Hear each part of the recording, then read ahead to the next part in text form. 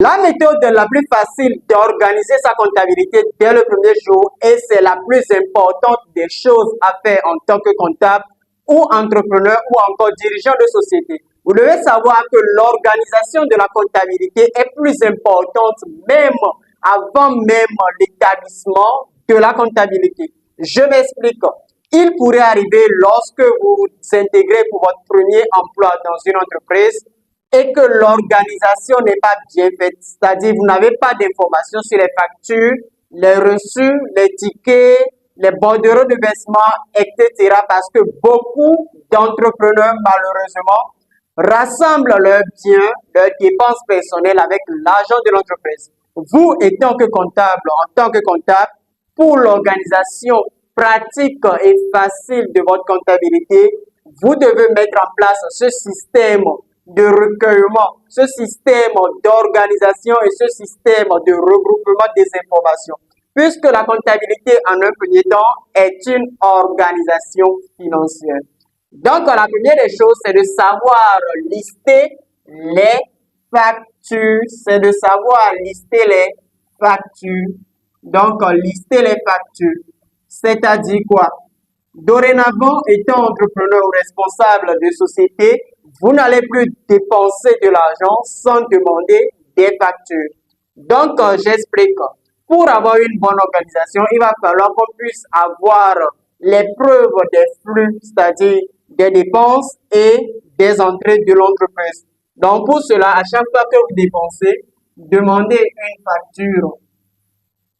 Demandez les factures ou soit les bordereaux, conservez les bordereaux de versement, les bordereaux de versement à la banque, les bordereaux de versement, les tickets qu'on vous remet, les reçus et d'autres formes de paiement, de moyens, de preuves pour attester ce que vous avez fait comme opération.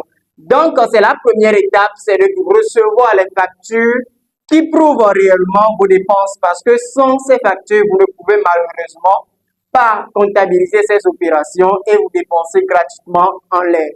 Maintenant, en deuxième position, il s'agit de savoir classer ces factures parce que les recevoir, c'est une bonne chose, mais lorsque vous laissez ces factures de façon touffue, peut-être vous les oubliez dans votre voiture ou bien vous les jetez de côté, ça entraîne ce que nous appelons la perte des factures et malheureusement, qui paie sa facture n'a pas de quoi enregistrer ses opérations.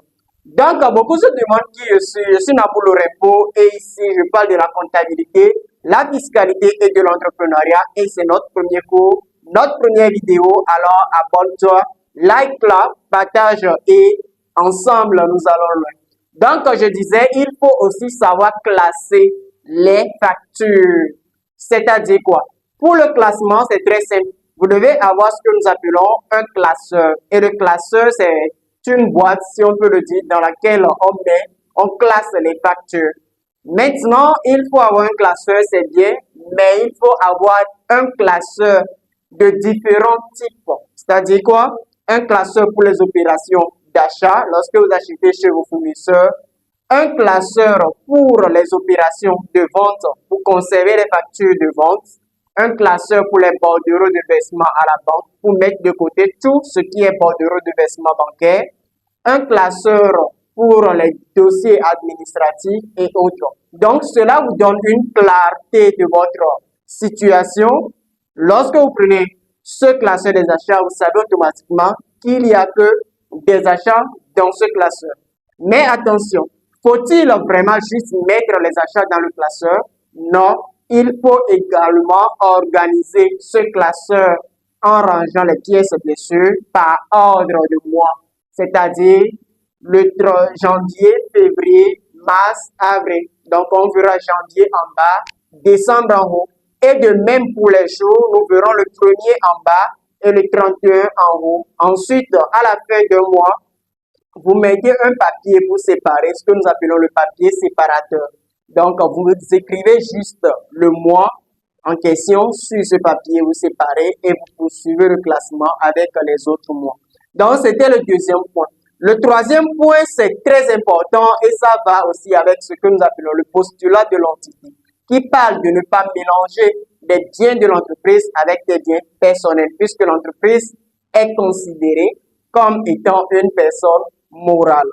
Donc, lorsque vous mettez tout ça en place, vous allez voir que l'imputation comptable sera plus facile. Même si vous n'êtes pas comptable, lorsque vous arrivez à vous organiser de cette façon, lorsqu'un comptable vient dans votre entreprise, il est à l'aise parce que il a toutes les informations dont il a besoin pour tenir la comptabilité.